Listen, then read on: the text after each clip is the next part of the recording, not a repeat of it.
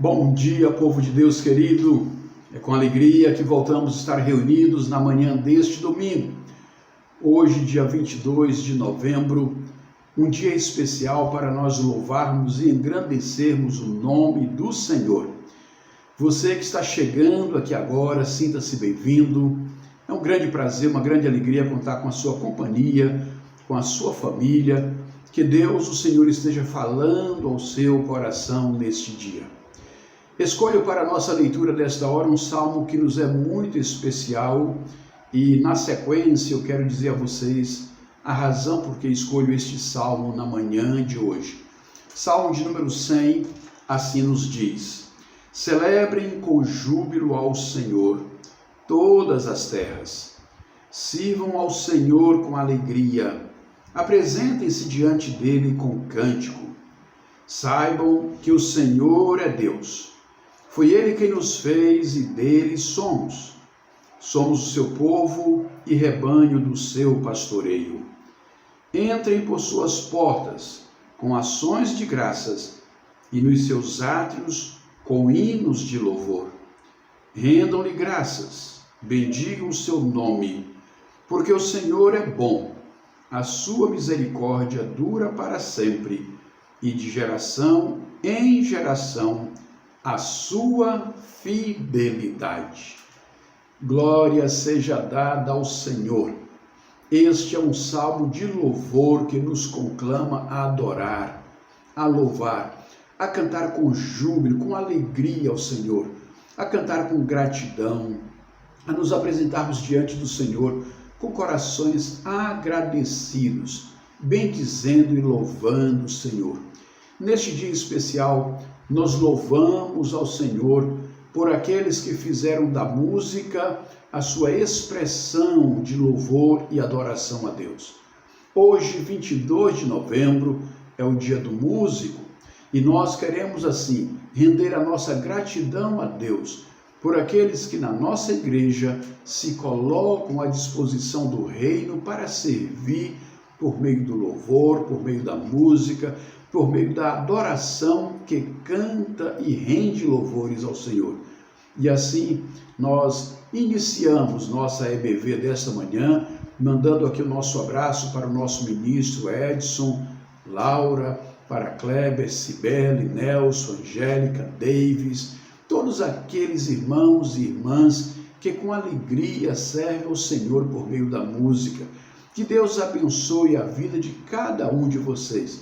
Em especial o nosso ministro, que escolheu a música não apenas como expressão de adoração, mas também como ambiente a partir de onde ele resolveu dedicar a sua vida ao Senhor. Então, nossos parabéns, que o Senhor esteja renovando no coração de cada um a alegria em servi-lo, em adorá-lo, em cultuá-lo por meio da música. Então, nossos parabéns a todos os músicos que nesse dia celebram essa data tão especial.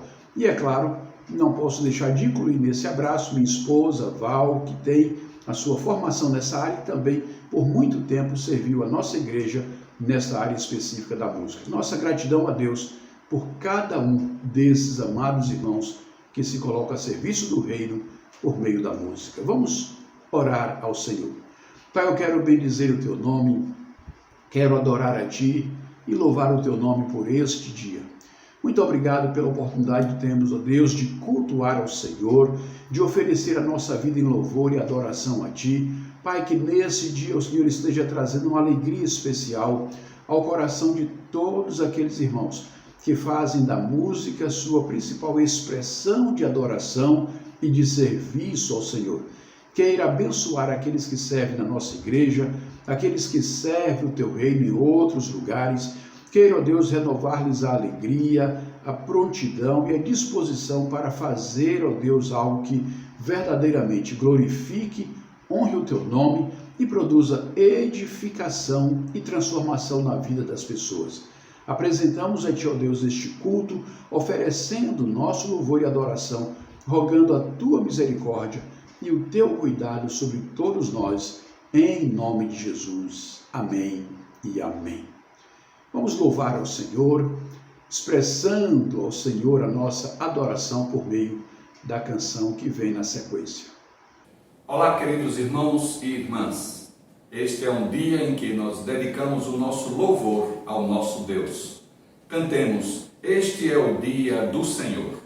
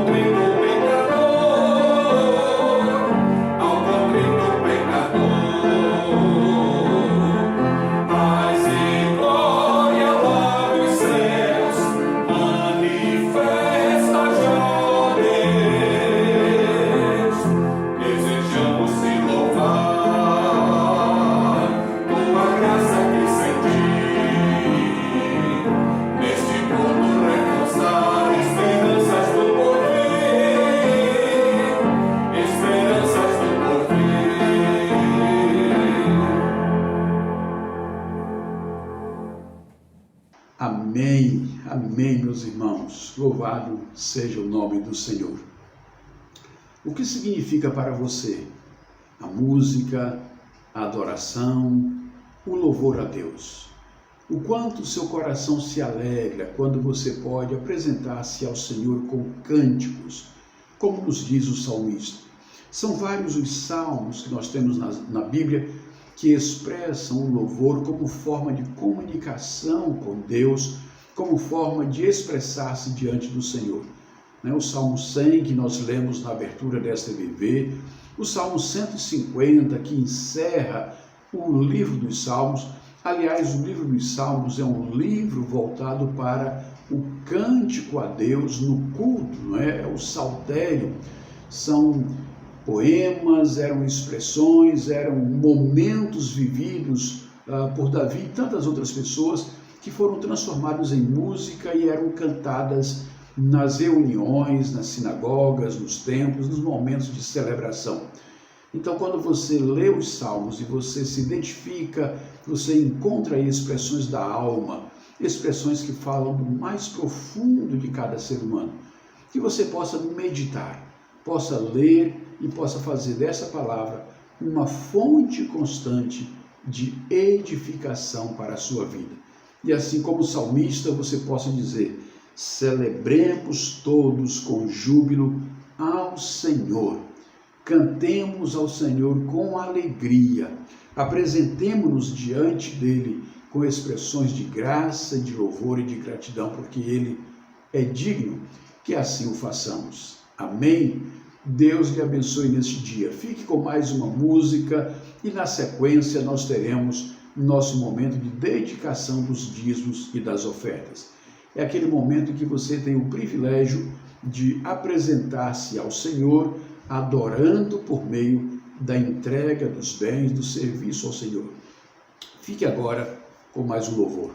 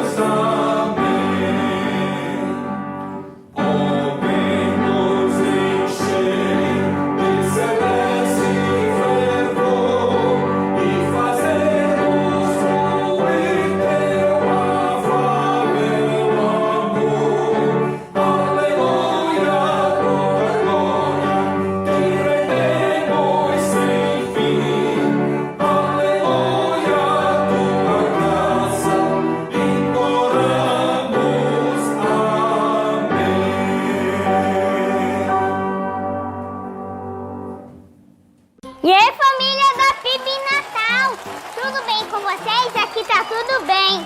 Eu tenho dois recados para vocês. O primeiro é das crianças. Tchan, tchan, tchan, tchan. Tchan, tchan, tchan, tchan.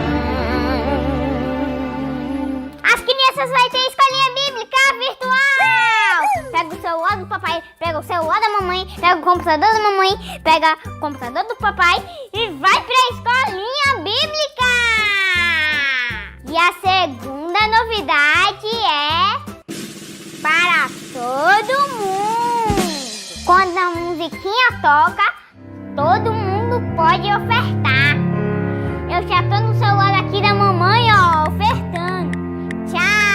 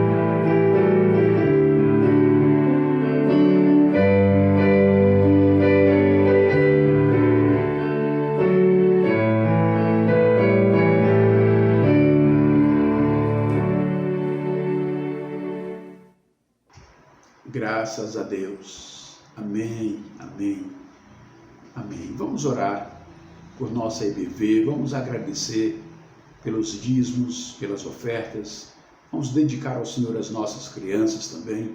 Oremos. Pai, eu quero bendizer o Teu nome. Quero agradecer por esta manhã, agradecer, ó Deus, pela oportunidade de cultuar ao Senhor com os dízimos, com as ofertas. Queremos pedir a Tua bênção para esse tempo de estudo da escola bíblica, que a palavra do Senhor fale ao coração de cada irmão, de cada irmã, que a palavra produza edificação, traga transformação de vidas, ó Pai, que o Espírito Santo opere o milagre da regeneração na vida das pessoas, pelo sangue da cruz, pelo sangue de Jesus, e assim haja, ó Deus, perdão e aceitação de pessoas que nessa manhã se apresentem a Ti como entrega viva. Tenha misericórdia de nós. Usa Nelson como instrumento, fala ao coração de todos nós e receba nossa gratidão, mais uma vez, por cada irmão e por cada irmã que tem colocado sua vida a serviço do louvor, da adoração, por meio da música, e que o Senhor esteja também abençoando todos aqueles que puderam agora dizimar e ofertar com alegria. A Ti bendizemos e pedimos, fala conosco nesta EBV, em nome de Jesus. Amém. Amém. Fique neste momento com o nosso irmão professor Nelson Júnior em mais uma aula da Escola Bíblica, e eu convido você para interagir, participar, que você possa estar aí curtindo o nosso canal e se inscrevendo em nosso canal, compartilhando com outras pessoas, mande para os amigos, mande para a família, estimule as pessoas a se inscreverem no nosso canal e assim a mensagem por aqui proclamada alcance mais gente e abençoe novas famílias. Fiquemos agora com a nossa EBV.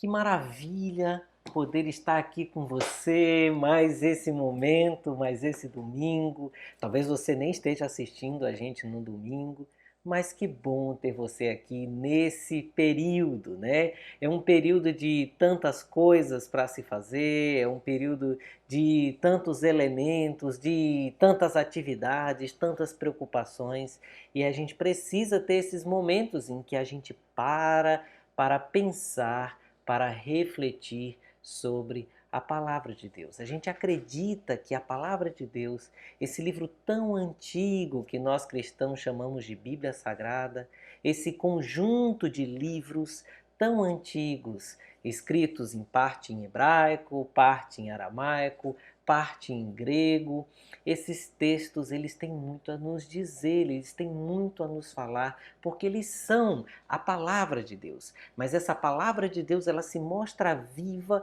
quando nós permitirmos que o Espírito Santo fale conosco com liberdade, que ele haja e nos explique aquilo que esse texto significa. Então essa palavra ela se torna viva, ela deixa de ser apenas um texto histórico antigo e ela se torna viva e vida dentro da vida, vida a partir das nossas ações. E aí a palavra de Deus ela transforma as nossas mentes, transforma o nosso coração. E eu quero convidar você a mais um momento de transformação. Permita-se transformar-se pelo agir da palavra de Deus. Permita-se guiar-se, ser guiado pela essa palavra tão viva.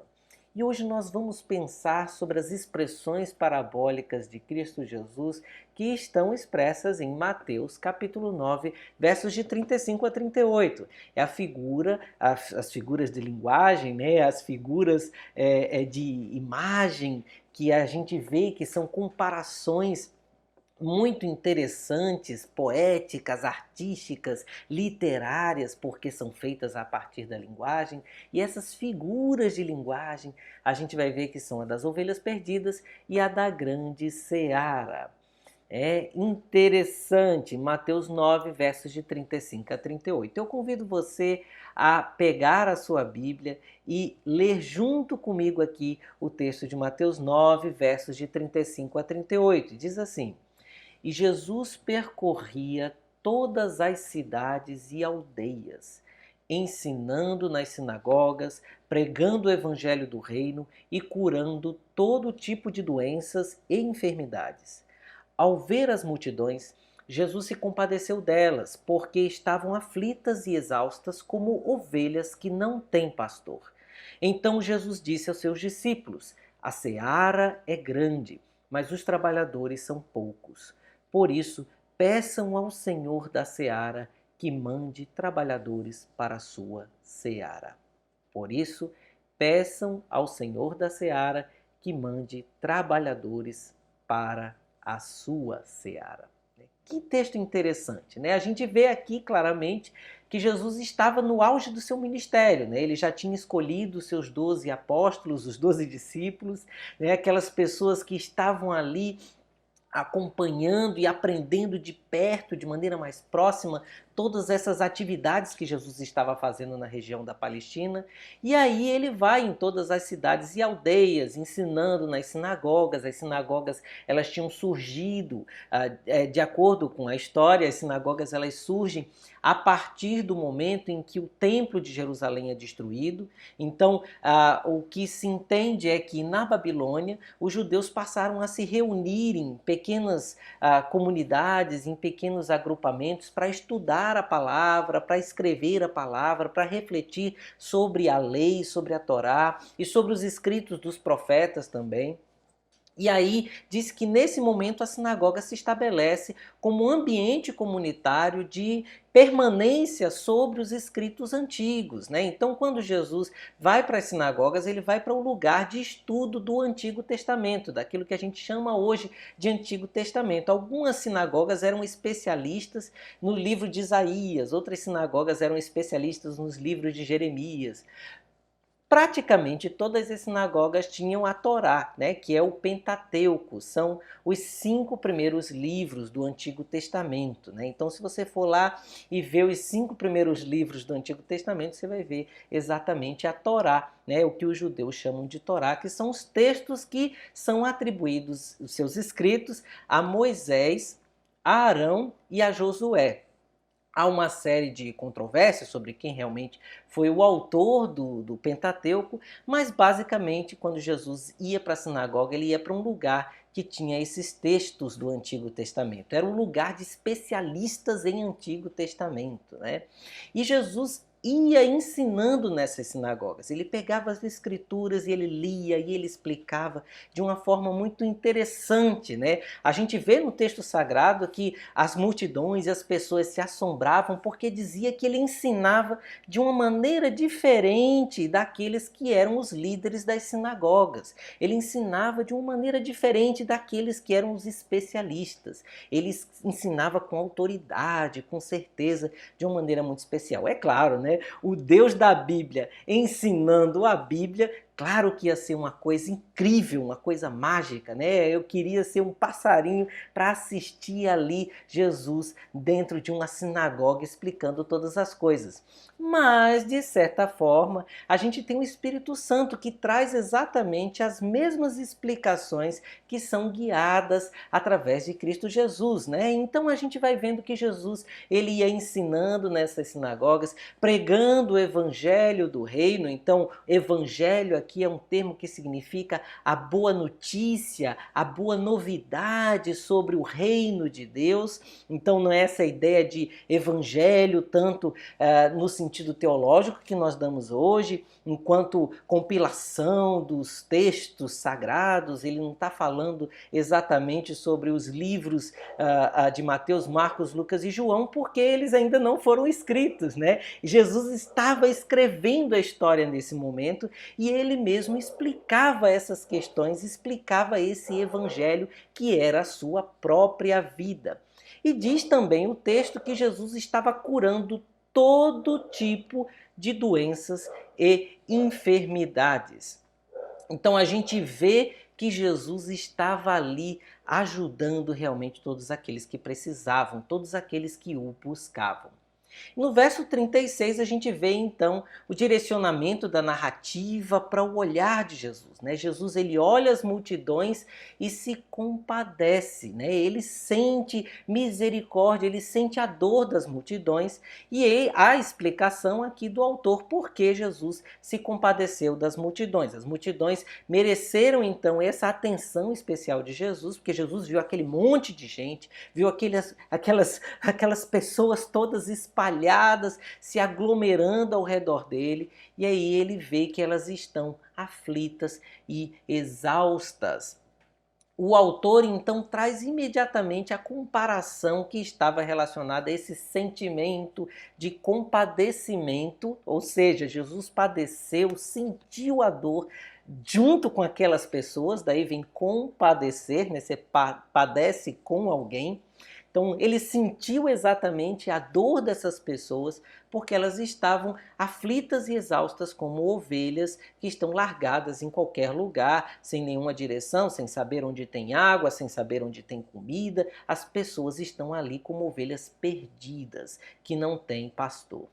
Então Jesus, ele se vira, não para a multidão, mas ele se vira para os discípulos. Então esse é um relato da intimidade de Jesus com os discípulos. É como se a gente realmente estivesse lá, é como se realmente eu fosse um passarinho e estivesse ali acompanhando Jesus. E a gente entra nesse momento, é como uma câmera de um filme que direciona o foco da multidão agora, da amplidão da multidão para o círculo fechado de amigos de Jesus.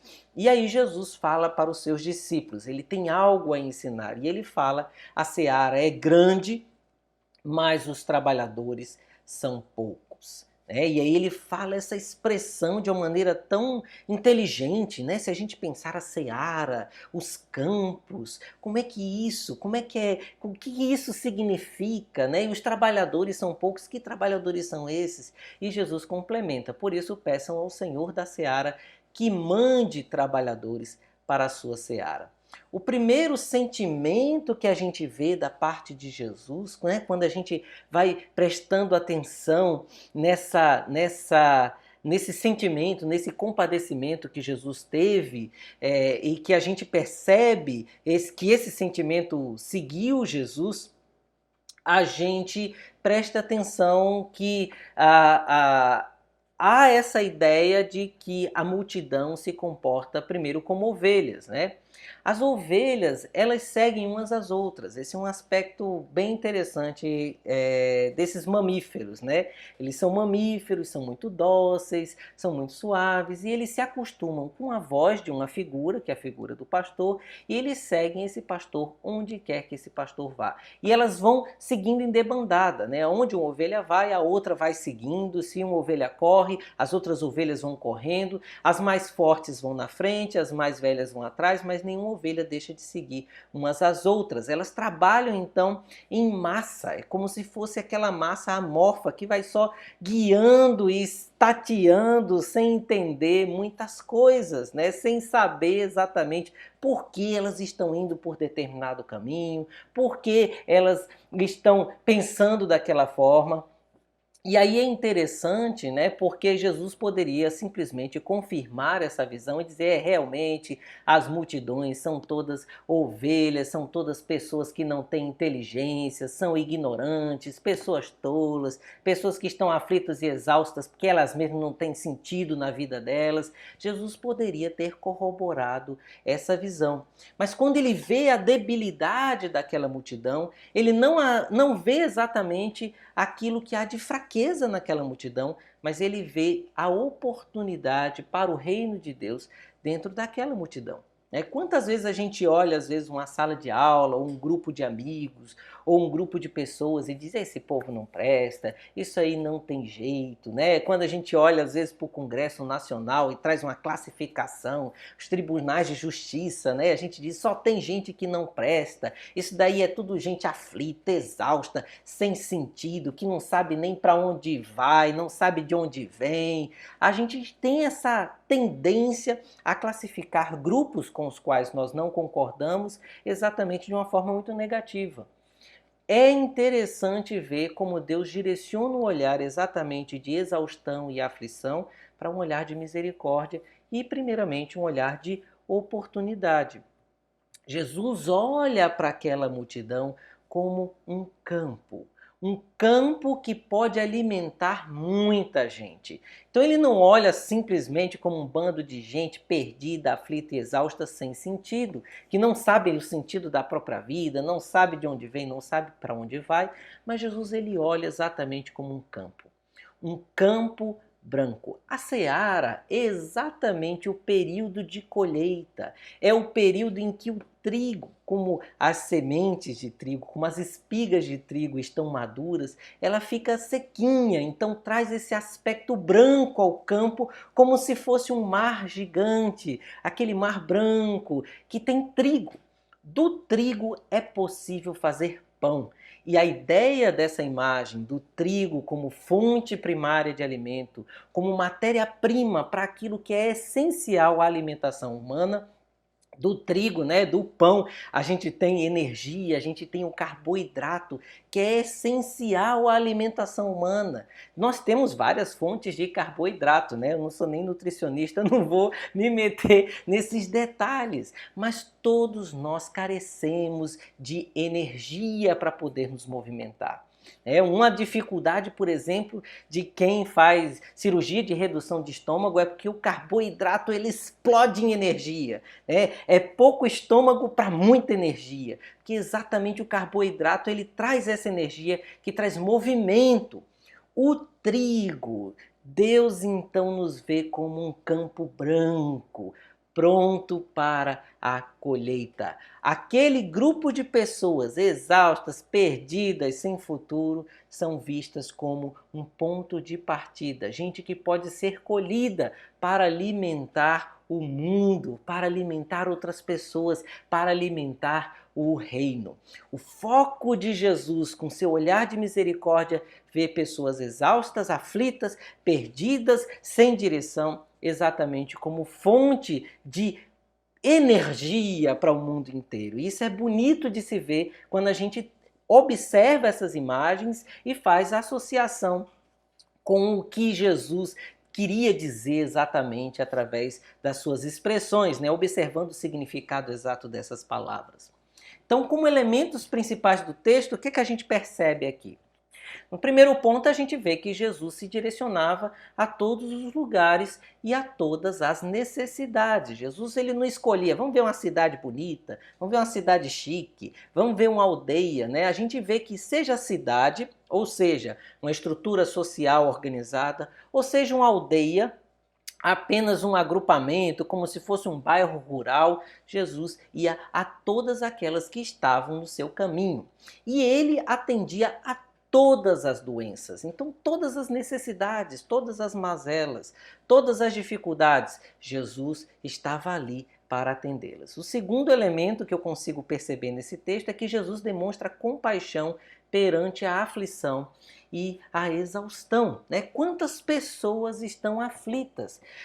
Ou aflitas porque exatamente você não sabe como é que vai ser o futuro. Meu Deus, e essa pandemia, como é que vai ser o futuro? Como é que vai ficar o trabalho? Como é que vai ficar o emprego? Como é que vai ficar a aprendizagem? Como vai ficar a organização das coisas? E esse novo normal, e o novo anormal, e tem vacina, não tem vacina, tem álcool gel, não tem álcool gel, é com máscara ou sem máscara? Esse desespero, essa aflição, eu saio de casa, eu não saio de casa, eu vou no supermercado, eu não vou no supermercado, e a conta para pagar, e o boleto, meu Deus, isso cansa. Mentalmente cansa.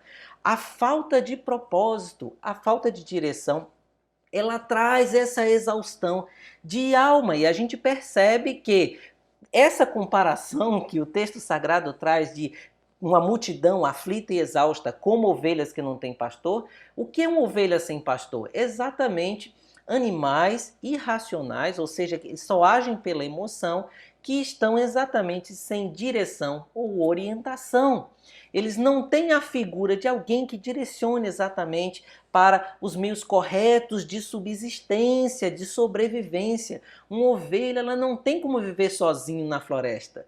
Uma ovelha, ela precisa da vida humana para que ela consiga sobreviver. Eu posso ter milhares de ovelhas, milhões de ovelhas, bilhões de ovelhas, mas se não houver a figura humana que conduza aquela ovelha no momento certo para um abrigo, para um lugar de proteção, para um lugar com água, com alimento, para um lugar seguro. Então, se não houver a figura humana, a ovelha ela morre. Essa é a distinção entre os animais domésticos e os animais selvagens. Os animais selvagens, eles se viram sozinhos. Você tem um carneiro selvagem que mora no meio das montanhas, no meio das pedras, e ele se vira sozinho, ele busca o próprio alimento, ele sente o cheiro da água e vai atrás.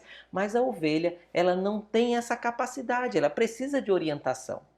A aflição e exaustão nesse texto se relaciona à falta de direção e orientação. O nosso ponto 4 é: há muitos aflitos e exaustos, para poucos orientadores. A gente consegue perceber isso então nesse texto. Quando Jesus diz que a seara é grande e poucos são os trabalhadores, é que exatamente há muitas pessoas aflitas e exaustas e poucas pessoas que tenham o discernimento, a condição de direcionar essa multidão para um caminho mais adequado, para um caminho seguro, para um caminho de racionalidade, e não apenas um caminho de emoção. No ponto 5, a gente vê então exatamente que o Senhor, né, Deus, o Pai, é quem comissiona os orientadores. É Ele quem chama pessoas para serem orientadores, para serem pastores então, para serem direcionadores de gente. E por isso todos nós devemos orar. O que esse aspecto traz é que se Jesus conclama os discípulos para orar, é porque Ele entende que os discípulos entenderam a mensagem e não são apenas multidão. E esse é um ponto interessante. Se Jesus permitiu, se Deus, o seu Espírito, explicou para você esse texto e você entendeu esse texto, isso significa que você tem a capacidade de ser um orientador e de orar a Deus para que Ele mande mais orientadores. Vamos tentar entender um pouco o que isso significa, porque às vezes a gente faz uma separação e fala dentro do evangeliquez temas como missões, missionários, né, discípulos, discipulado, mas o que isso significa na prática? O que significa na prática é que, de um modo geral, as multidões, o mundão por aí, a maioria das pessoas não tem um propósito de vida, não tem um propósito de existência. E Jesus então conclama cada um de nós a exatamente ter essa postura de orientação em meio a uma sociedade perdida, essa postura de condução, de chamar as pessoas para aquilo que realmente alimenta, para aquilo que realmente vale a pena, para aquilo que traz um propósito à nossa existência. E não apenas a gente ser prosélitos que sai convertendo gente. Venha para a minha igreja, venha para minha religião. A ideia não é essa. A ideia é que Cristo, então, as palavras do reino, têm a resposta contra a aflição e a exaustão. Isso significa que a gente não vai ter momentos de aflição e de exaustão? Isso significa que a gente sempre vai ter todas as respostas, né? E todas as coisas prontinhas, perfeitas dentro da nossa cabeça? Não. Mas a gente precisa ficar atento a essa mensagem. Eu convido você a ler o texto novamente, né? E a gente vai pontuar exatamente, mais uma vez, isso que a gente comentou aqui.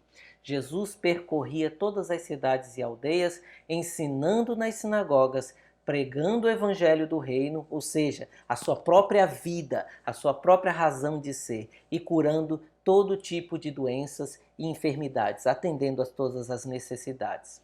Ao ver as multidões, ao ver aquelas pessoas. Então, o que você sente quando você passa na frente de um shopping center? O que você sente quando você passa na frente de uma escola lotada, né? Hoje a gente não tem visto escolas lotadas, mas às vezes, quando a gente se desloca para algum lugar, a gente vê um bar lotado, a gente vê uma boate lotada, mesmo em tempos de pandemia. Algumas pessoas não respeitam as próprias leis que a nossa vida em sociedade exige que cumpramos, né? Então, se nós temos representantes, se nós temos legisladores e eles definem de uma maneira sensata, os cientistas, Deus deu inteligência aos cientistas, e esses cientistas dizem que a gente tem que tomar determinados cuidados para evitar a propagação não apenas do Covid, mas de outras doenças.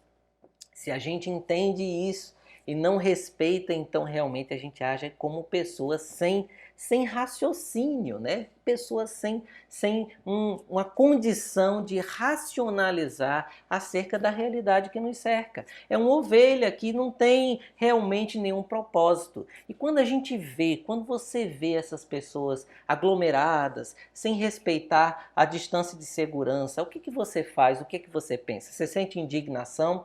Você sente raiva? Você sente que elas estão tomando a decisão errada, não apenas para a vida delas, mas elas estão colocando em risco outras pessoas do grupo de risco? Você sente que elas poderiam até ir lá no restaurante, mas elas deviam respeitar a distância mínima de segurança? O que você sente?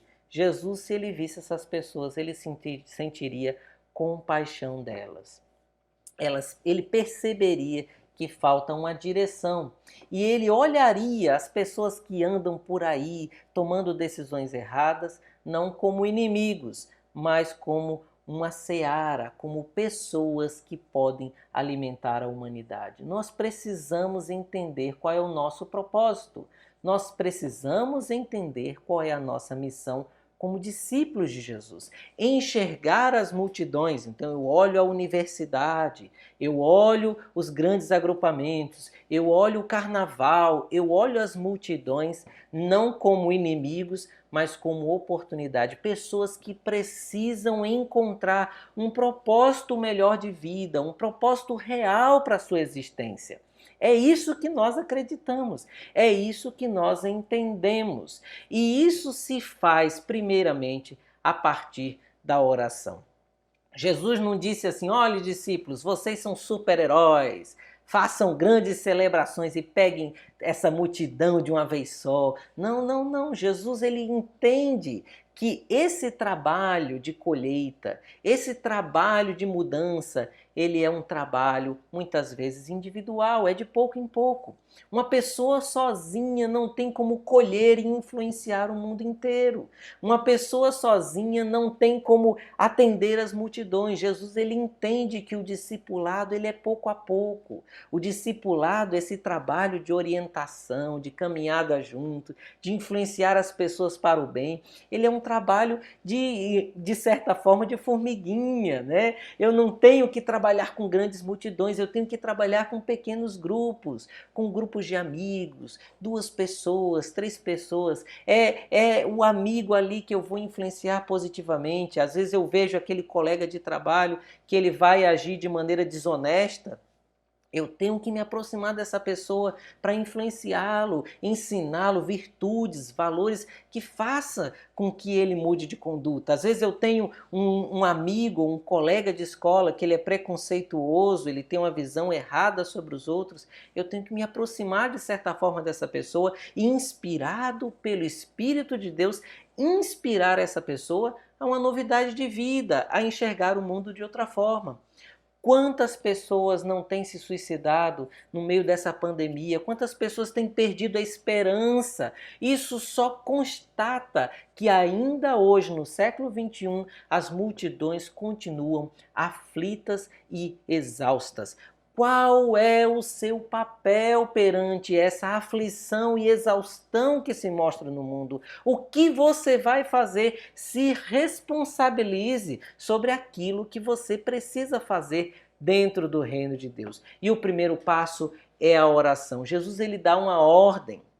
Ele diz assim: peçam ao Senhor da seara que mande trabalhadores para a sua seara. Orem intensificadamente, orem com intensidade, orem com expressão, para que Deus levante uma geração que colha essas multidões que precisam de orientação. Quantas pessoas não são guiadas apenas pela emoção, apenas pelos seus sentidos, apenas pelos seus hormônios, né? Às vezes é aquele grupo de amigos que eles são guiados apenas pela pornografia, apenas pelo seu desejo sexual. A gente é chamado a fazer diferença nesses espaços. A gente é chamado a convidar as pessoas a conhecerem a novidade de vida que é significada em Jesus. As pessoas precisam de significado e orientação, de propósito de vida, de missão. Jesus não vê essa multidão aflita e exausta como apenas um fardo, né? Quantas vezes, às vezes, a gente não pensa? Eu lembro uma vez quando eu ainda era adolescente e aí eu conversando com uma teóloga da minha igreja, a irmã Nadira Almeida, essa teóloga lá da Terceira Igreja Batista de Macaé, que Deus abençoe nesse momento. E aí eu lembro uma vez que depois de uma pregação que um pastor, Geraldo Jeremias, pregou sobre o Êxodo, eu lembro que eu estava revoltado e eu disse: esse povo, porque Deus não matou esse povo, que povo desgraçado, se eu fosse Deus, eu teria destroçado esse povo. E ela virou para mim e disse assim: Nelsinho, esse povo é você, foi você que tem toda essa maldade também dentro do seu coração. E aquilo me deu um choque primeiramente, porque eu não sou igual ao povo de Israel, não sou igual a esse povo no deserto que só sabe reclamar, mas depois, refletindo, eu vi que muitas vezes eu também me comportava como uma criança mimada, reclamona, chateada, se Deus não atendia as coisas exatamente do jeito que eu idealizava. Não entregar o controle de a nossa vida e todas as nossas coisas e todas as nossas perspectivas na mão de Deus é exatamente se comportar como o povo no deserto. Um povo sem sentido, um povo que nem sabe o que quer, que não tem noção da realidade, vivia como escravo e reclama que é melhor ser escravo do que ser livre, né? Olha só que mentalidade! E isso muitas vezes a gente julga algumas personagens bíblicas, né, com a nossa mentalidade, com a nossa ideia de pureza, com o nosso orgulho, mas nós nos comportamos como seres humanos todos da mesma forma. Todos nós compartilhamos dessa degeneração, dessa decadência que está presente na natureza humana. Jesus enxerga isso e a gente vê nesse texto que esse tipo de comportamento é exatamente um comportamento que demonstra falta de orientação, falta de controle, falta de, a gente vai dizer vários nomes, isso é falta de disciplina, isso é falta de senso, foi o pai e a mãe que não educou, mas são pessoas que carecem da graça e da misericórdia do nosso Senhor Jesus. Jesus, ele viu essas multidões e ele fez algo concreto em favor dessas pessoas que estavam exaustas e aflitas. Ele entregou a si próprio em prol dessa seara.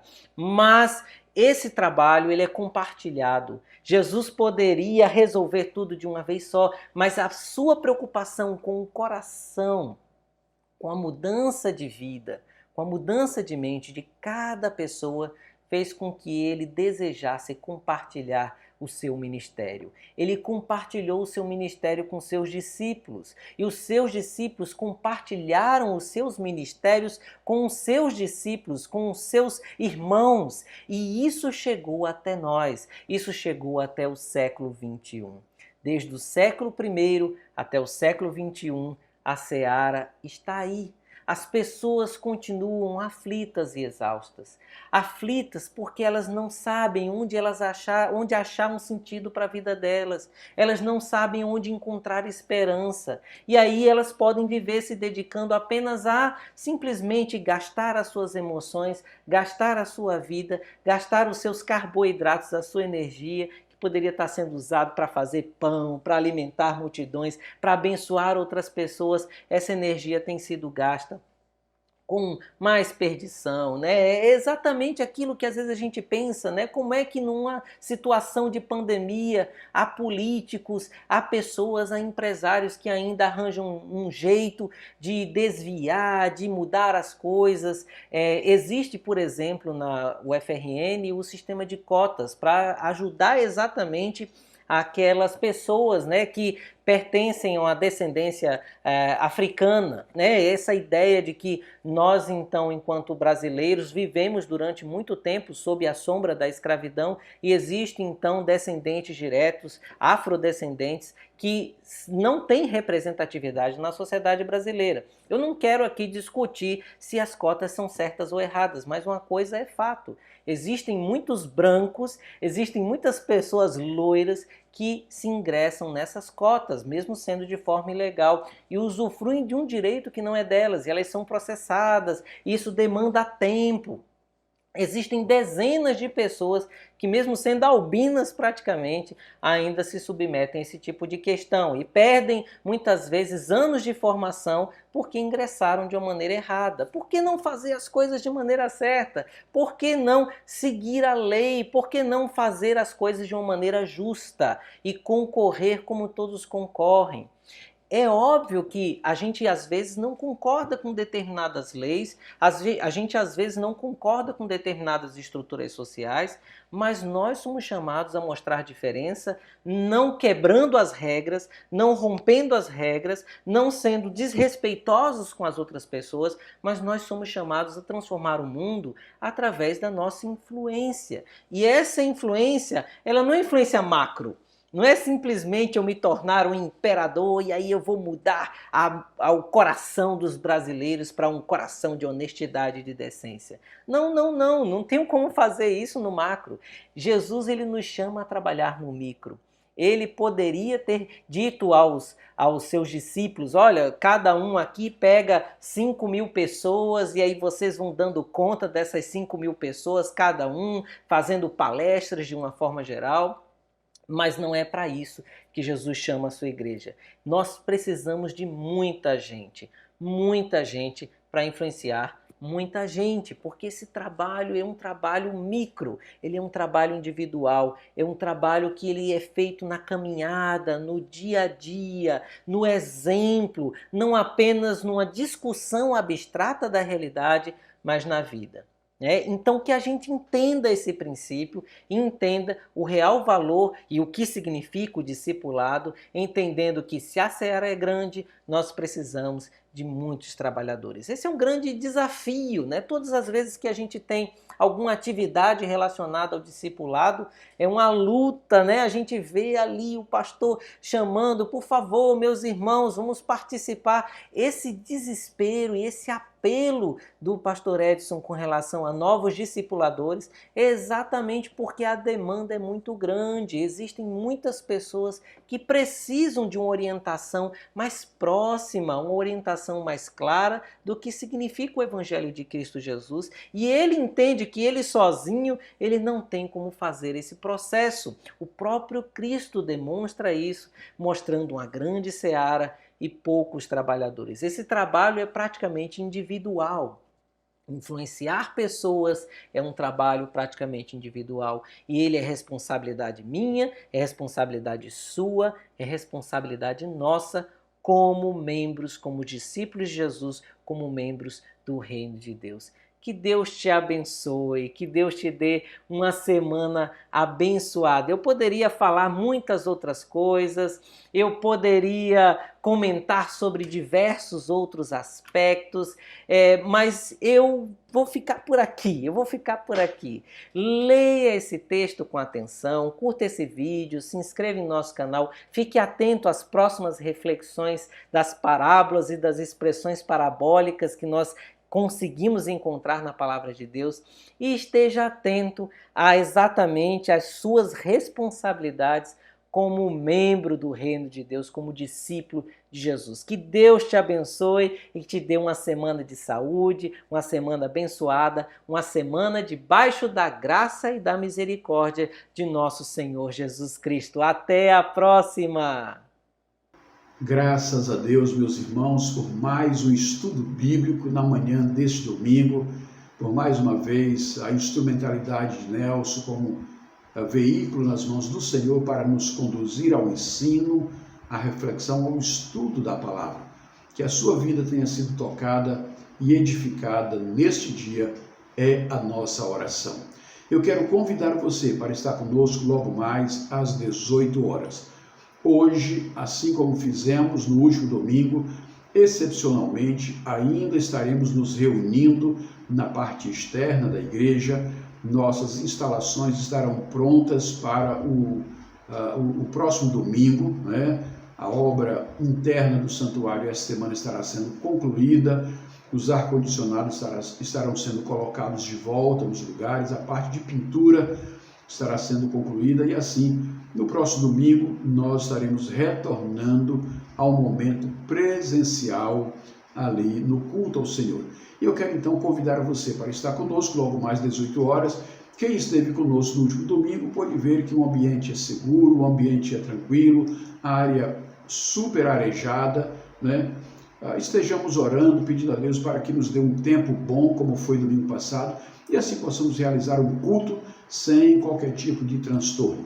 Então você que possa dar o apoio, possa chegar um pouco mais cedo para ajudar ali na organização, na arrumação, né? Chega ali por volta das 17 horas e dê aquele apoio na parte da organização do espaço físico, tá bom? Contamos com a sua presença, contamos com a sua companhia.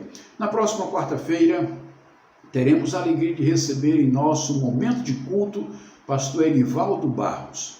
Pastor Erivaldo é pastor da Igreja Batista da Graça em Salvador, foi por muito tempo diretor executivo da Convenção Batista Baiana. Recentemente ele passou por um quadro grave de Covid-19, Deus ouviu as orações, ele foi agraciado, recuperou-se, retomou as suas atividades e na próxima quarta ele estará trazendo testemunho e compartilhando conosco deste momento de Deus na sua vida. Eu quero pedir a você, meu irmão, minha irmã, você que não tem estado conosco às quartas-feiras, que na próxima quarta você esteja conosco às 19 horas. Em especial nesses dias em que temos visto, né, uma mudança nos números aí, da infecção por Covid, é importante você ouvir, tomar consciência do modo como Deus tem visitado filhos seus também, mas também ter um entendimento do quão grave é essa enfermidade e a gente precisa então tomar os devidos cuidados, as devidas precauções. Por isso é importante que você esteja conosco também no culto de quarta-feira para adorar a Deus juntamente com o nosso irmão e assim também aumentar o seu nível de compreensão e de consciência quanto a essa realidade que nos envolve nesse momento, tá bom? Então, próxima quarta, 19 horas, aqui em nosso canal. Após a oração final, fiquemos com mais um louvor ao Senhor e assim encerramos as atividades desta manhã, agradecendo pela sua companhia, agradecendo pela sua presença, pela sua família, que o Senhor esteja contemplando o coração de cada irmão e de cada irmã neste dia em especial.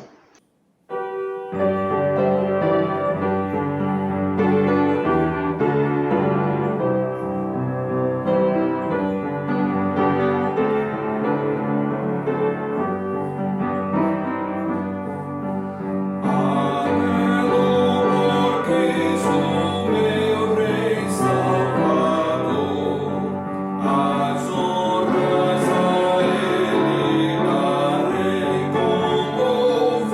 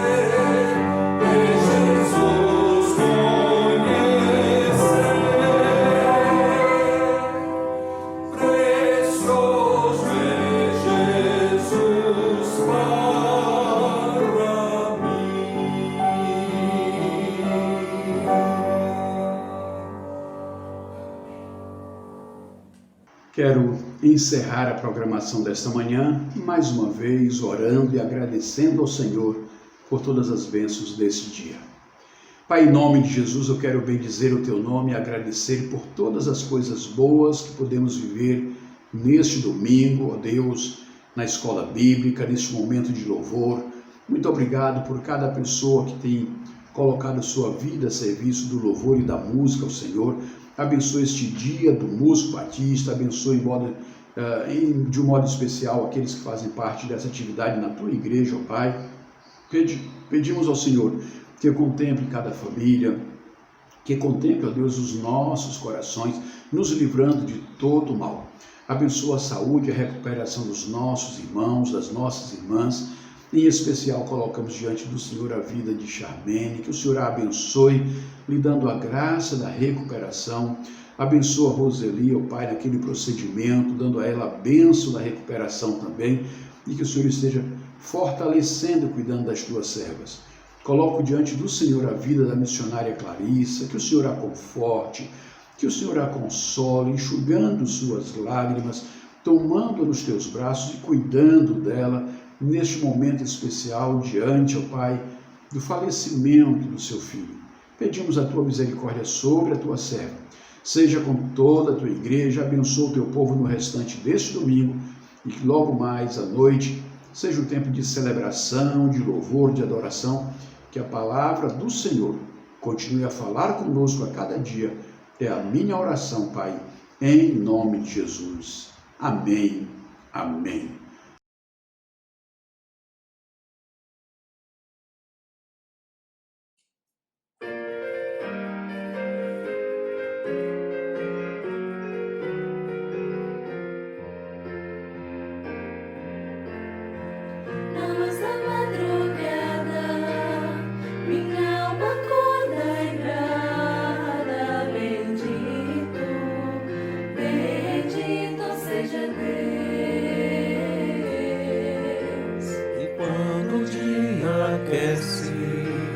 Eu canto em minha prece, bendito seja Deus, seja Deus.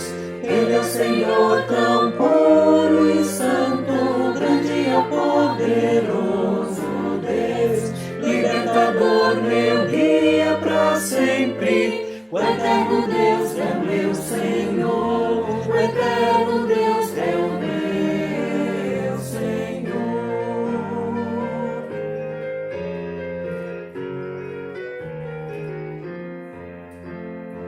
Então a minha fraqueza transforma-se em firmeza. Bendito seja Deus. Em meio à agonia, alegria. Bendito seja Deus. Ele é o Senhor tão puro e santo, grande e poderoso Deus, libertador, meu guia pra sempre. O eterno Deus é o meu Senhor, o eterno Deus é o meu Senhor.